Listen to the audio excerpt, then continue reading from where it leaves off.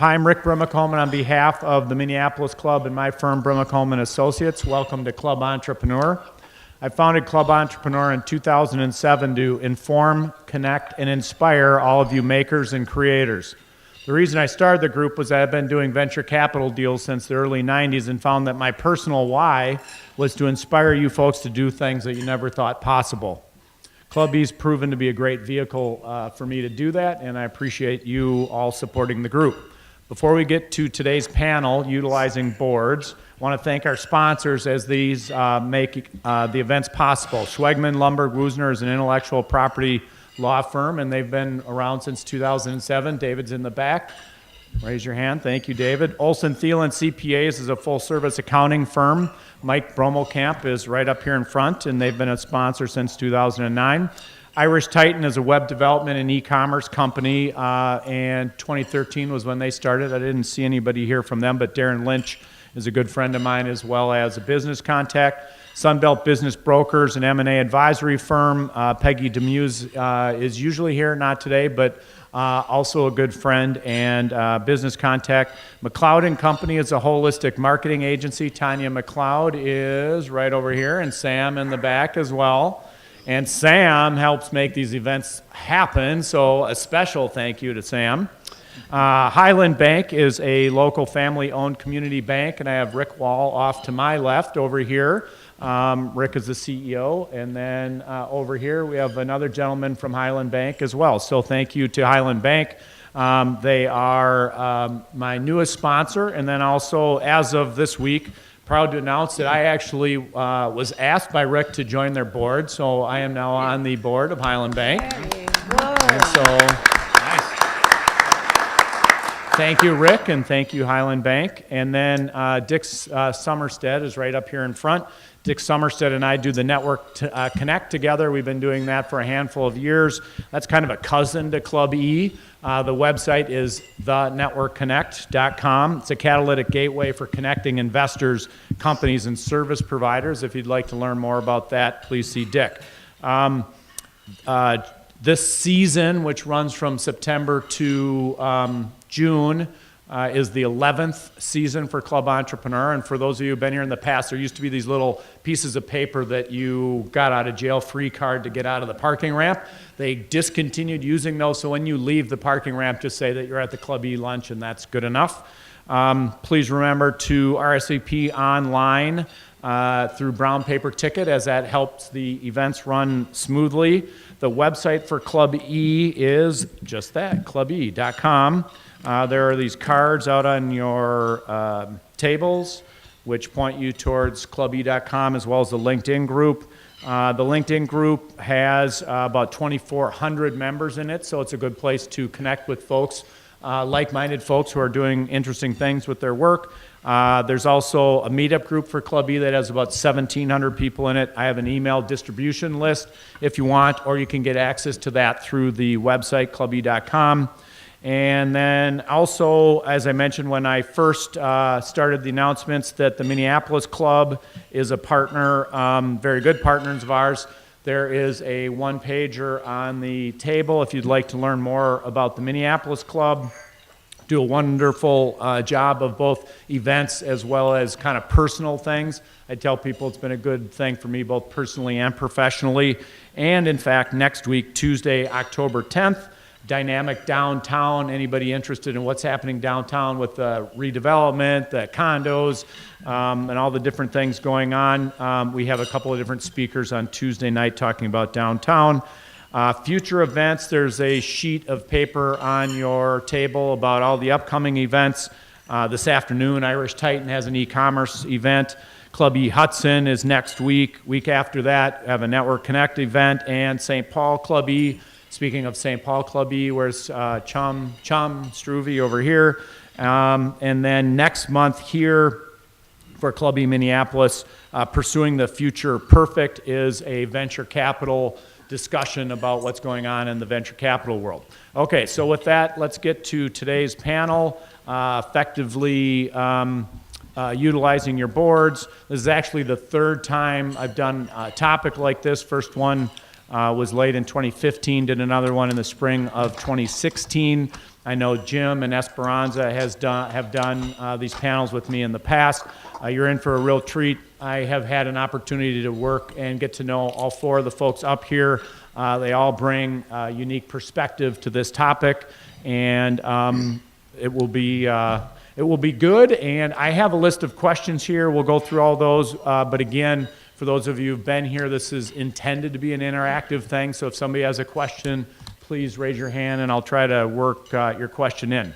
So Esperanza Guerrero Anderson, president of Guerrero Anderson, John Long, co-founder and CEO of Avante Staffing Software, Neely Taminga, co-founder and CEO of Distill, and Jim Zelke, principal of Cardinal Board Services, are our panelists.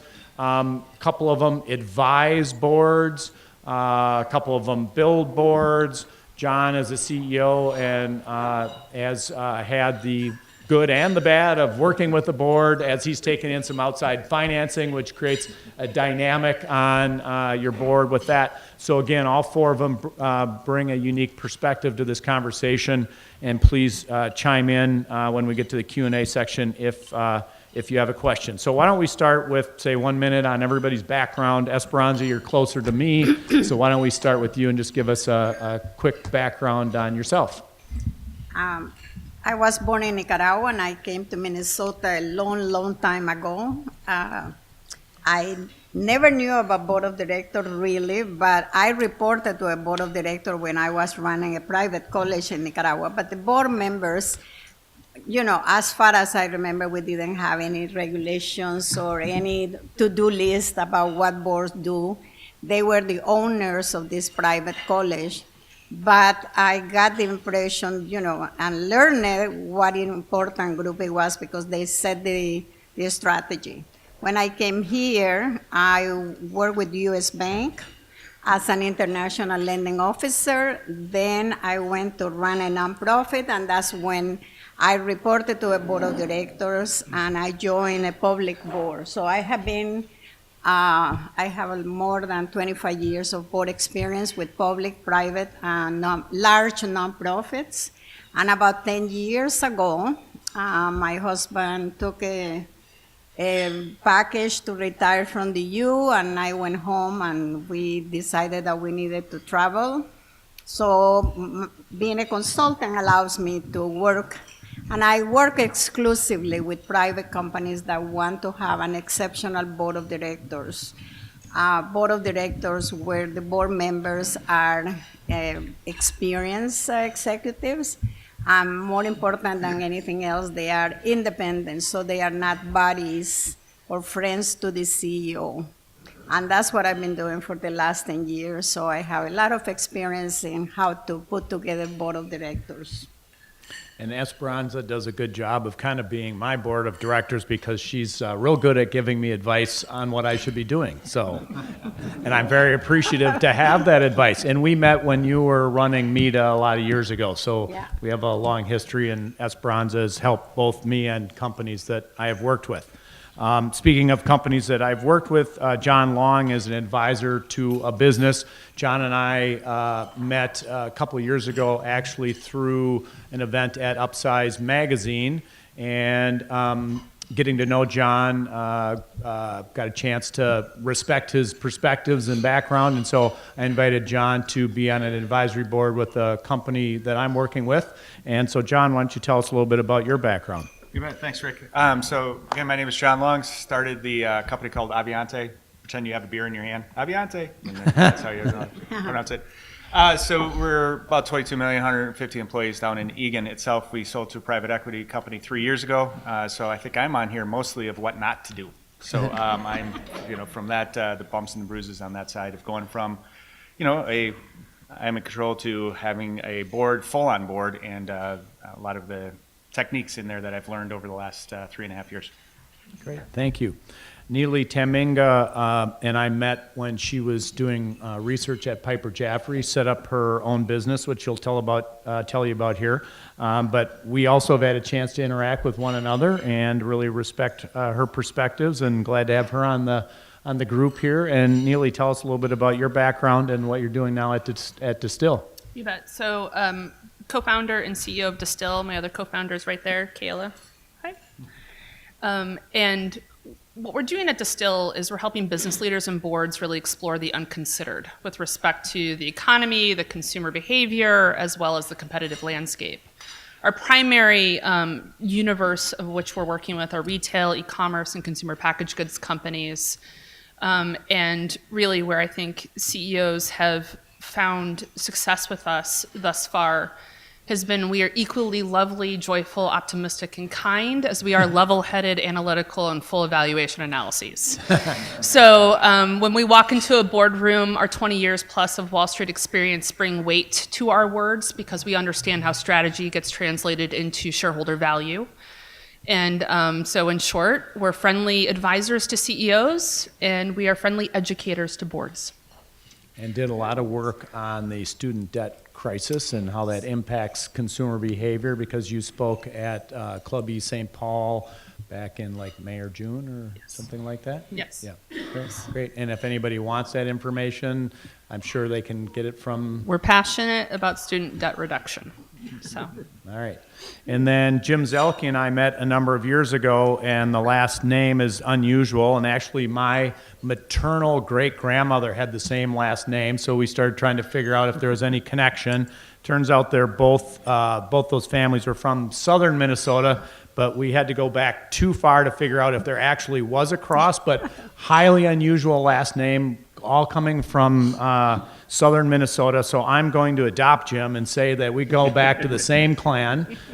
Jim has been working with boards for a lot of years and a friend. And Jim, tell us a little bit about your background. You stole my thunder.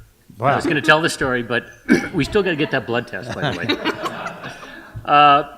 So Jim Zelke, Cardinal Board Services, we help companies build better boards. And so have done it for a number of years. Neil and I were talking before the event and said, why do we do what we do? And usually it's because we have a trusted relationship with the CEO of the company. And they say, we could use some help at this level. And so we end up getting involved. Primarily, what's happened over the years, we've gravitated towards multi-generational family-owned business. If you're getting a third or fourth generation of a family-owned business, you got to have a board because there's lots of shareholders as that family tree grows. And so that's been a lot of our work, but we also have done work for public companies and other private companies, investor-owned as well, helping them build a board from setting up an original board to compensation studies to recruiting board members to actually helping kick off the board and sit through meetings and help them figure out the right way to do it. Great, thank you. All right, so let's come back down here. Esperanza, give us a minute or two, couple of stories, couple ideas on kind of how you fit into the topic. Well, I work only exclusively with private companies. And normally my clients are entrepreneurs or CEOs of private companies that want to have an exceptional board of directors. Probably most of the time they already have a board of directors, and like probably what you experienced, that it didn't work. So they are at a point that they know exactly, they have very ambitious growth plans. They know exactly what their management team is capable. They know what is missing in the company. So they have a very clear idea of what kind of board of directors they need. My challenge is to make sure that I understand what is missing in the company and what they want to have. Sometimes it doesn't work. I have experiences like you. I have a client of mine that after a year of having a board of directors, he decided to treat his board to a beautiful trip to Argentina to impress the board and how good he was doing and to present his plans that he has been working in how to expand to the third world. And he got there, and the board, it was part board work, but part was also to get to know Argentina and have a good time. But in the first session in the morning, when they were talking about why he wanted to expand the business, the board of directors definitely was not in tune with the ambitious plan to expand in Argentina, where the client didn't have any connection. He just wanted to be in Argentina during the winter time. At the end of the session, my client was a little upset of being challenged by this board of directors, and out of the blue, in the middle of the conversation, he said, "You know what? I am tired of being told what to do. This is my company, and I'm going to do as I please. So thank you for your services. Enjoy the rest of the vacation, but I don't want to have a board anymore." So that was, everything seems to be great, but it didn't work. Another client, so just to tell you, how board of directors sometimes, go in the different direction that you expect.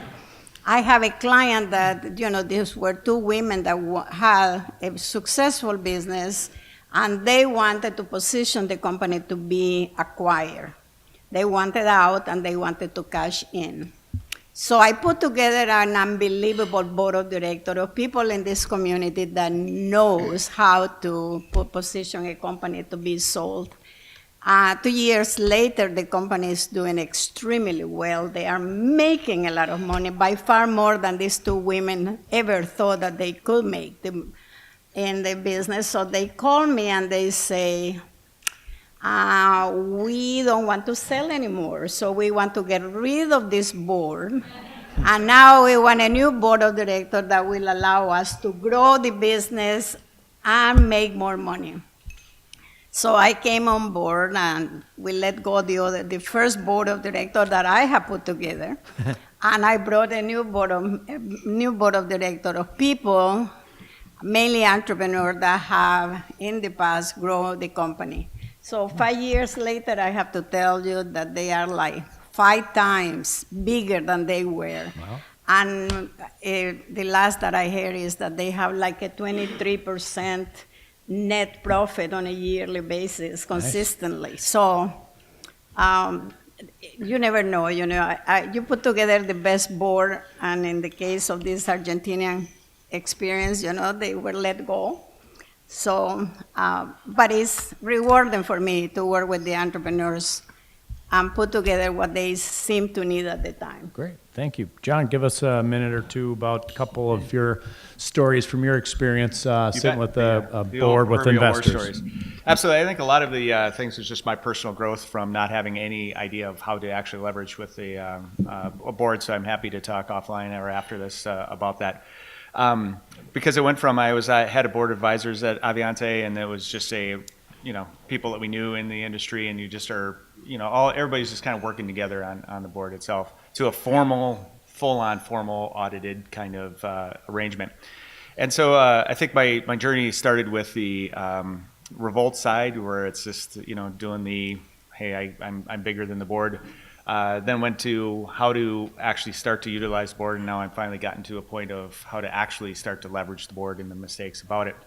And I think he breaks it down into 3 kind of areas. The first one is I forgot the most, is the amount of work done pre-board meetings. So we have quarterly board meetings, half day. We have monthly board calls. The theory behind it is just that, you do your board pack that takes forever to actually do.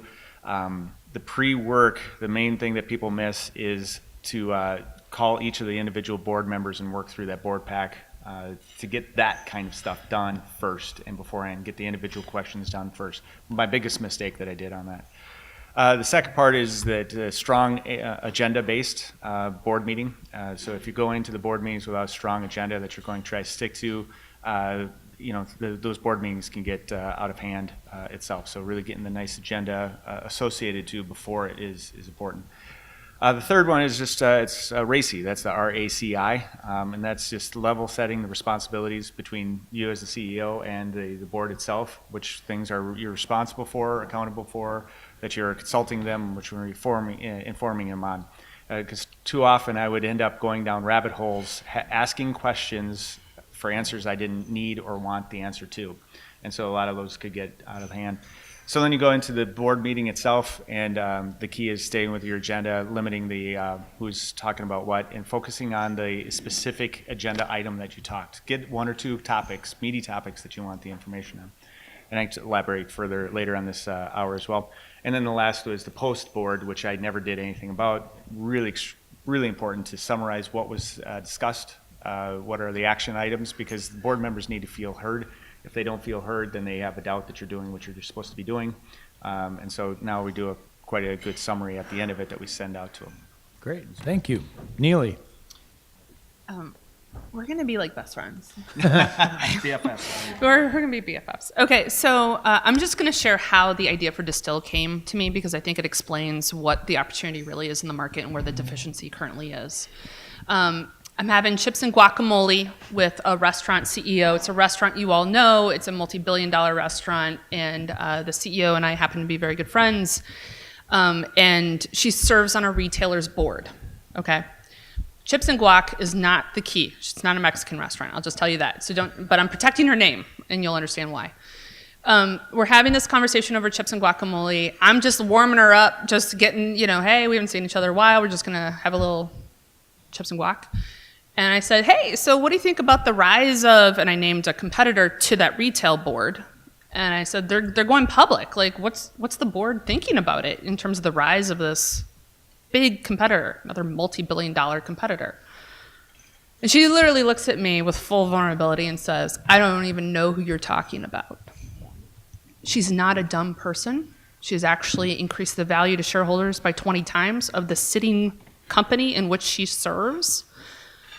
She's very bright, very committed, but completely unprepared for her board meeting.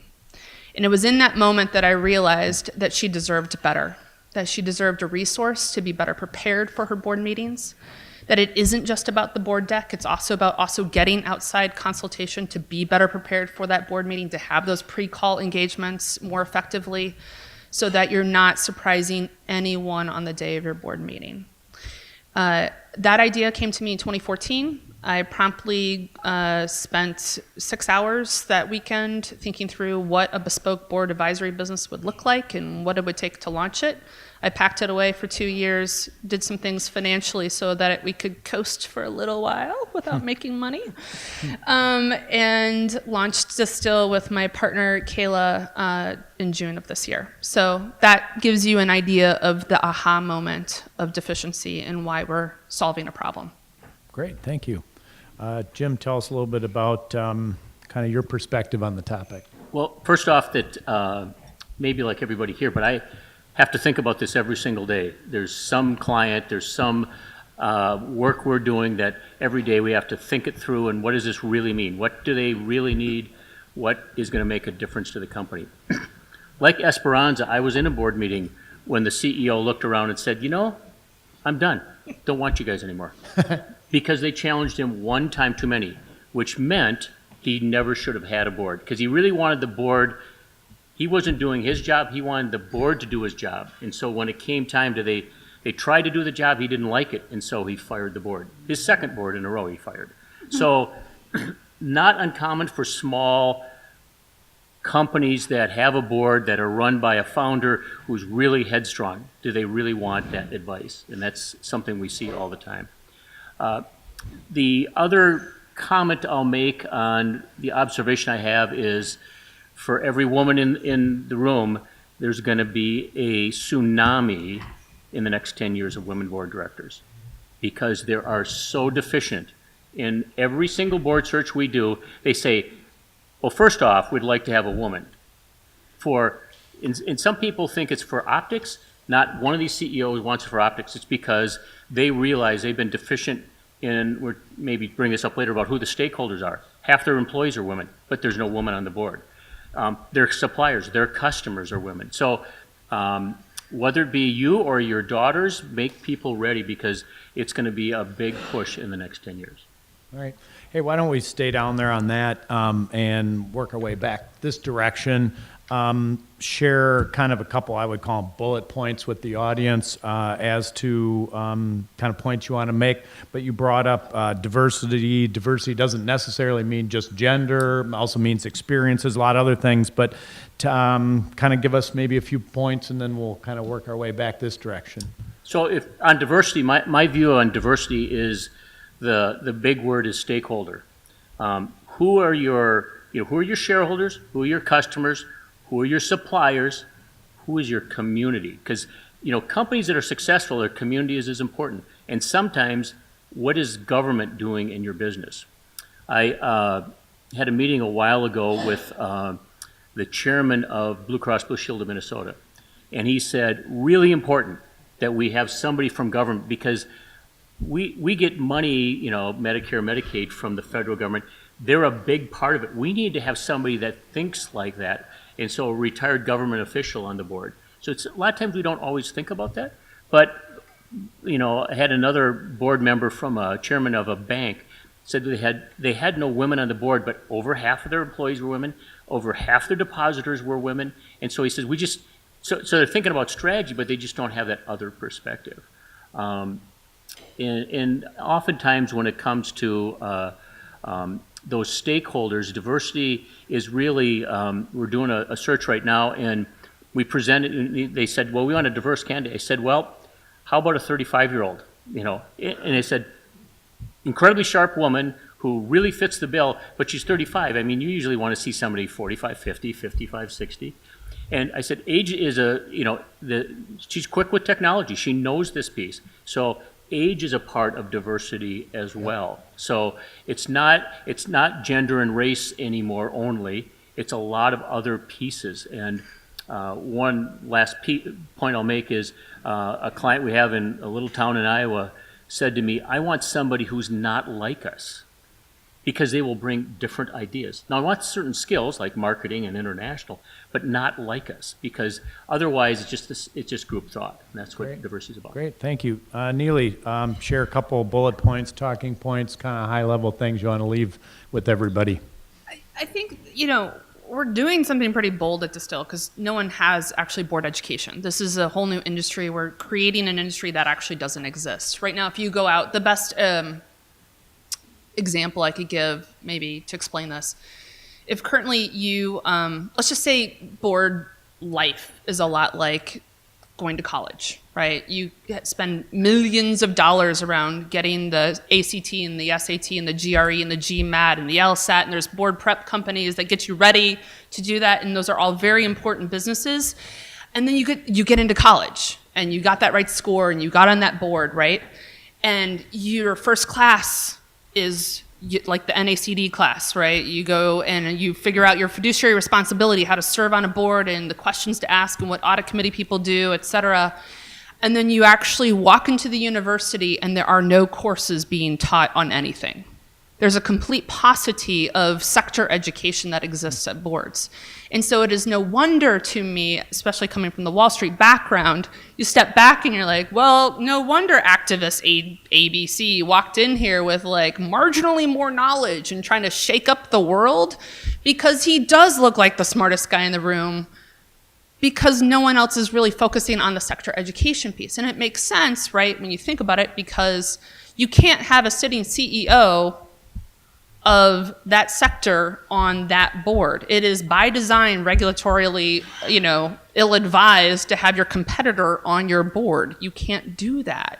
So if there's one thing I'd leave you guys with is asking that question. If you serve on boards and what have you, what are we doing for our continuing education around the sector? What are we doing to understand what our end user or the externalities that impact this business really are?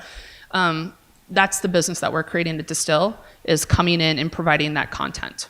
Great, thank you. John. So definitely I'm going to be her poster child after this. Name on it. So I guess 2 points that I would do is first is just, again, my mentality, and take it for what it's worth, and you guys are probably farther along than I was, but I really went through this process of getting through a board meeting to getting value from a board meeting. And when you get through that, if you make that transition, and I still work with it, I think it clarifies how to actually utilize the boards more. It's especially a formal board. The second part, just to highlight, is the decisions on which outside board members to talk about. Certainly, these two have just highlighted itself. So in mine, I've got 6 current board members, me being one of them. So I had the opportunity to hire 3 outside board members. This is one I'd spent a lot of time with. So the private equity had 2 board seats, and then we get 3 outside equity. And just like these 2 have talked about, is trying to get the diversity either in talent and kind of background and experience level. But to me, I think you really got to find somebody you can work with, somebody that you could find a trust factor that will tell you the tough things, but you will hear it. And so I often talk about, am I being here? Do I hear things? Do I feel all of us try to move people in life is what you're trying to do in a positive way, right? I try to live my life in a certain way. And it's just that ability to hear what they're saying is so important to get that right part. And then create the environment for them to be successful. Picture yourself, have that empathy. Picture yourself as that outside board member. If only thing that they're going to get is that board pack, and then you want them to opine on. Rick's seen me do this with our company that we're on. I say I use my nose. And if you've got the black and white in that page, that becomes really hard, right? And so that's where you're trying to find outside board members to have an effective nose. Great, thank you. Esperanza. Well, if you are an entrepreneur or the CEO of a company and you want to have an excellent board of directors, I think the first thing you have to have board of director experience yourself. So you experience what it is, what a board of, a director does, how the other directors with experience do the relationship with boards, how do they act, and learn from the most experienced directors that are seated at the table. So it will be and that's a problem sometimes for entrepreneurs that have not had that kind of experience. The other one for me is that the entrepreneur has to know, really well what it is that the company, his management team needs and where they are going. I have a mantra that for me is the board composition follows a strategy. So the strategy more or less has to be clear in the mind, even if it is, just a point in time in 10, 15 years. But you find board members that will help you to get to that strategy. And the last one that I have is get professional help in putting together. Don't rely just on your personal network. There are lots of people in this community that can help you put together board of directors and recruit the best board members. And as much as you can, I am a very strong believer that board members should be very independent. Not only is good for the CEO to have board of directors that are independent, but it really helps the management team to listen to a board of directors because they know they are independent, that these are not the owner or the CEO's bodies, so that what happened at the board of directors level will be respected, and the CEO will not be socializing with his buddies and deciding what to do outside of the board of directors. Great, thank you. So we heard a couple of stories about folks that came to the conclusion that they didn't want a board or maybe shouldn't have a board. Why do you suppose more companies don't have a board? I think And that's to me. chime in, so you can go first. Okay, well, I think that, I have worked with entrepreneurs for the last 30 years of my life, and I have a lot of respect for them because you go into business most of the time because you want to do something different, you have your own idea, and you want to do it on your own terms, just the way you have it. I gathered that these 2 here that I didn't know before the panel, are entrepreneurs. You can hear that they have a very clear idea of what they want, the vision, the void in the market that they saw. I can do better, a better mousetrap to bring to the market. So now go back and sit at a table with 5 individuals that are experienced, trained, and are questioning you, challenging you, even if they are helping you to clarify your vision. It's not easy. It's not easy. So in my process, when I put together board of directors, I do a lot of hand holding with the CEO and with the management team. So my process usually takes about 3 months. Working with the company since I decide, since I identify what they need, recruit the board member, and then train not only the board of directors, train the management team that will be working with board of directors. Great. So, Good. Well, thank you. Other three, kind of the question, we heard a couple of people that unraveled their board, but why do you suppose more companies don't have a board? Well, I think, well, first off, there's people that have to have a board. That's interesting. There's the OPM factor, other people's money. If you take other people's money, you're going to have a board, whether it be a nonprofit, a public company, an ESOP. So it's boiled into that. But for most people, why haven't they? Because you have an entrepreneur or a business owner, or that may have been passed down from generation to generation, but they don't want to take advice from the outside. They're a do-it-yourself kind of person. And as a matter of fact, if somebody asked you to go join their board, and if you look beyond the CEO, president of the company, and there's no real infrastructure underneath it, it's not a good company board to join. Because the CEO should be working on the business, not in the business.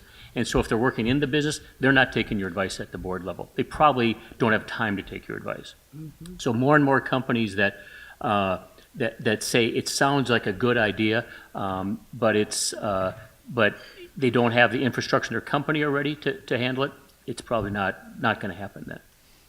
John, Neely? Yeah, I think it's just, we're all being nice up here. It's just the hubris and the arrogance of the people, of entrepreneurs that want to do it. And I'm certainly one of them. Second company started, and it's a part where you want to be able to make the decisions, follow your nose, and the intensity that got a successful business in the first place is what actually then goes to it. So, but it's all part of a journey, and I feel like I can, if anybody has interest in this topic, my actual journey itself is, as you get bigger itself, you get into that, say, 10 million range, the needs for the board become more and more important, because what got you to 10 million is different.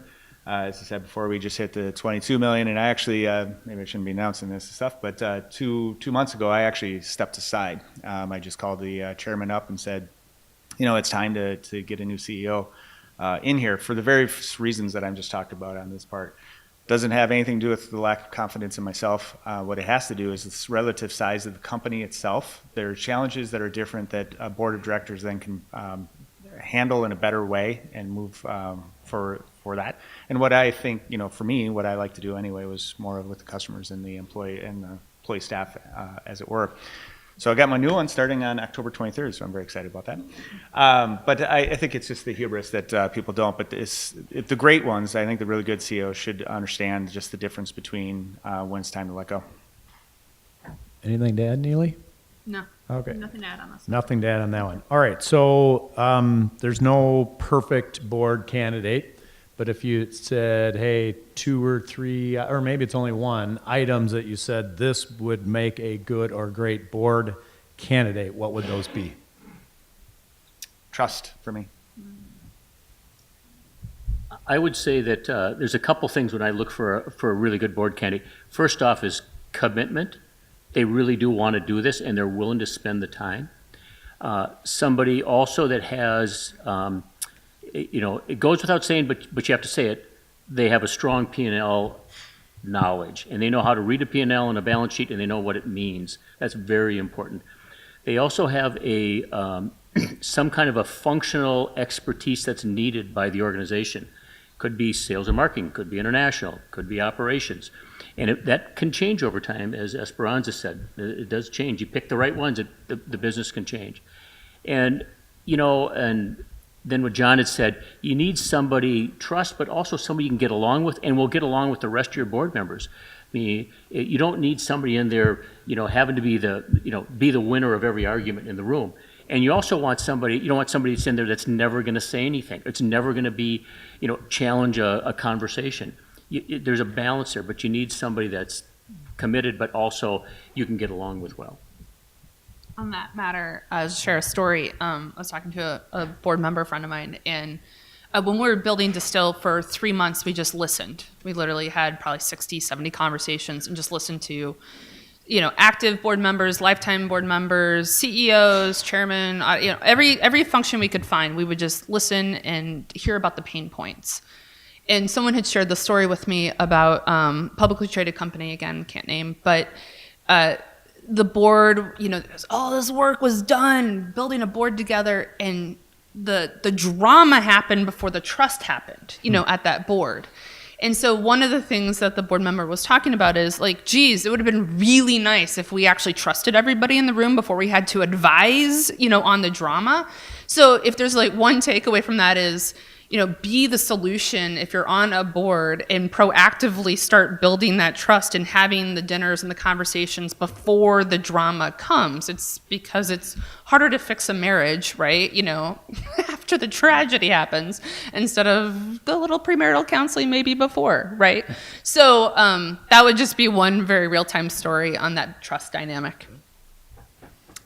I have a terrible experience with one board of director that I recruited. I rely, like, all of you say, in the credentials, the resume. I do check references. Even though if I know the person, I still will call a few people to make sure that the person is as good as it looks in the resume and in the bio. So I recruited the number 2 person for a $1.2 billion local company. And he was being groomed to be this next CEO. I talked to the CEO of the company, the owner, because it's a family business, and I asked him, is, you're number 2? And I went through all my list of questions that I had. And, this guy said, hey, Esperanza, I am going to put my business. And he's going to train my children to take over when I am gone. So, it was great. So I recommended him to my client. And lo and behold, the CEO of this large company called me and said that they needed to talk to me. Somebody in the company sent them an email and said that this person that I recommended had in a small town, Duluth, I don't remember which, he was found that he was soliciting sex. Really, really bad. So now I have to recommend my clients, that to do a criminal check, which it never occurred to me that if you are a number 2 in a $1.2 billion company and the CEO owner is saying, this is great, Esperanza, I love it, go for it. So, yeah, I'd like to add on to the commitment side because I think he's spot on here. So my worst or the least value I got from an outside board member is a well-known Minneapolis guy here, great experience in private equity, CEO of some really large companies. But he would literally just fly in for the meeting itself. He would read barely anything during the monthly calls beforehand itself. And so I would have traded somebody that is a 15th of the resume, but it would actually be committed than this person itself. So spot on that. Very good point. So for the folks that have a board, and want to kind of cross-check how their compensation is structured, or the people thinking about having a board, that often question comes up, how do you compensate these folks? And then another one is, should they have term limits? Go ahead. I recommend my client how much they have to pay.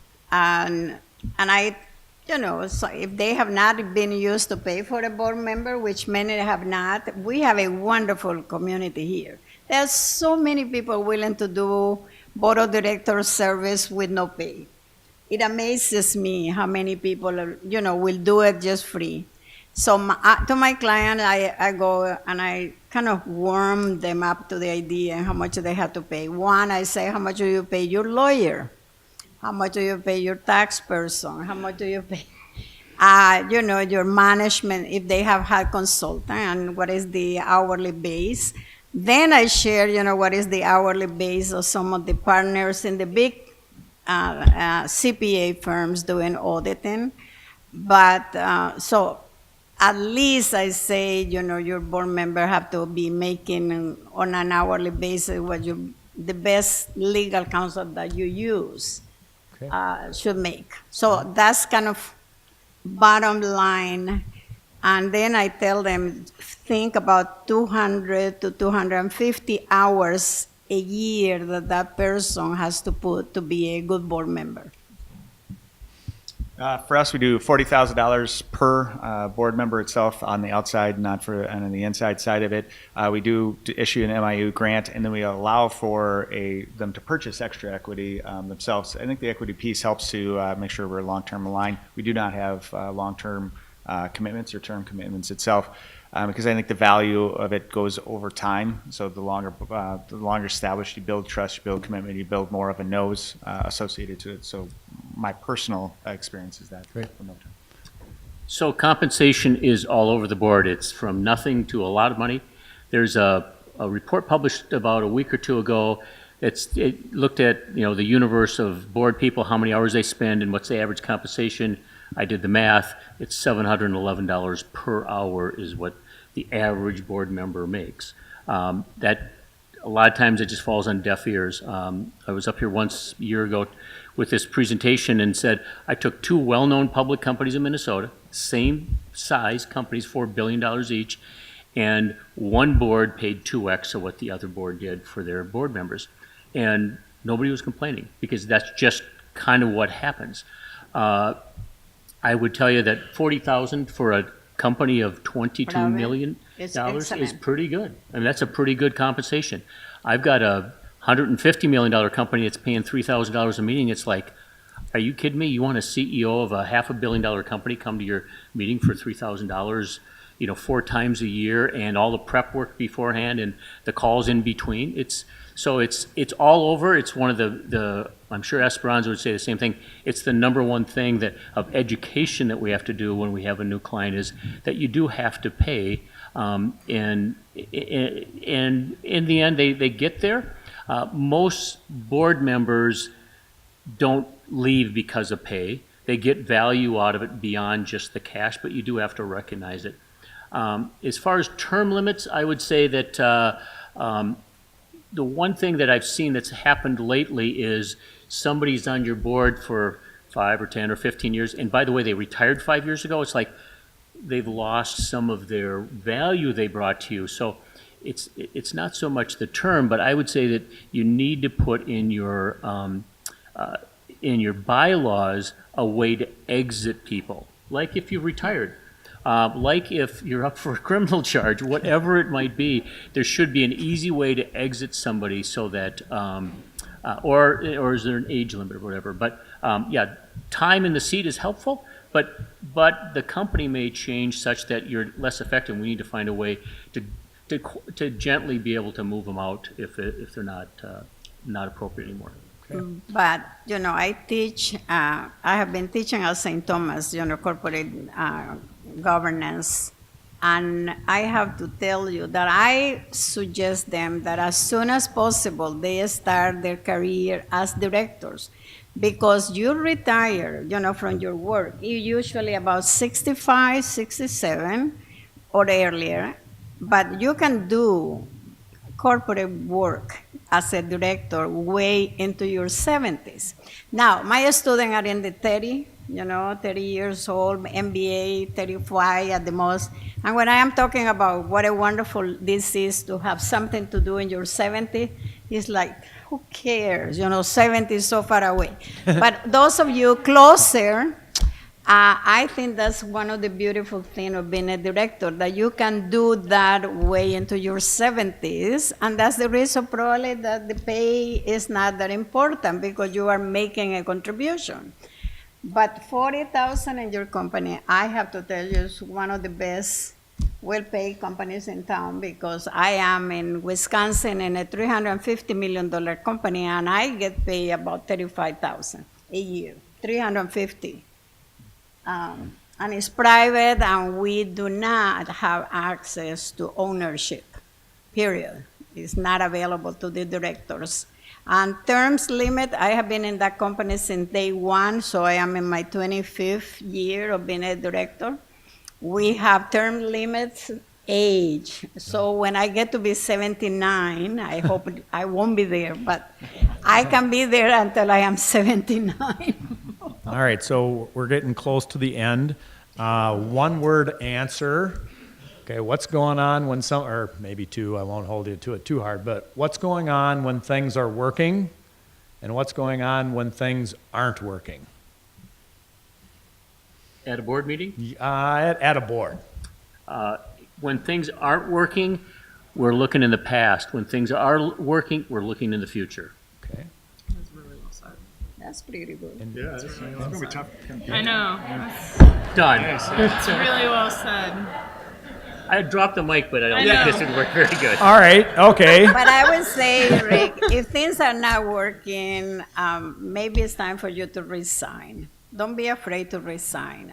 I have resigned from a couple of companies just because I just didn't like how things were. So,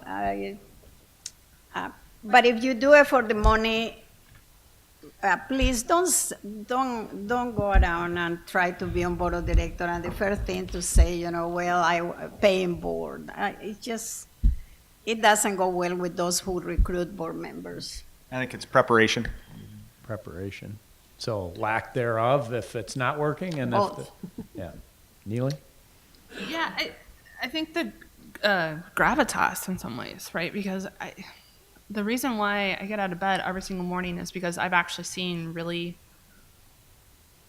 short-sighted decisions being made that ultimately results in people losing their homes, right? I mean, the number one fear of any CEO that I have had the privilege of knowing is having to let go of employees because they're in charge of mortgages, families, lives, children. Mm-hmm. And the reason why we get out of bed is so that people understand the word optionality. Okay, so in summary, if you were to just give kind of a last bit of wisdom or tidbit to leave everybody with, what would that be? Become a board member. Become a board member at John's company. I will send him my resume this afternoon. Yeah, John's going to have a lot of people lining up. Hey, John, can we join your board? He Anyway, doesn't need to pay. I think it's just understand what a board's function is and, humble yourself to understand how to make value out of it. Education, hire distill. okay, wait. Before you move on, education. Hire distill. Hire distill. Oh, I got the second part, hire distill. The pursuing education, chances are pretty good if you're on a board, you care about lifelong learning. That should extend to the boardroom. Okay. And for anybody who wants to be on a board, you just think about being the best. If we go out and we recruit people and we look for who's the best in that particular experience or that particular sector. So, just because you want to, focus more on your career and be the best of something, and people come tap you. And then the second half of it is network. You can't know too many people, because that's how it will be found. That's really important. Which means you should come to next month's Club E and network with all the audience that's here. Let's give the panelists a round of applause.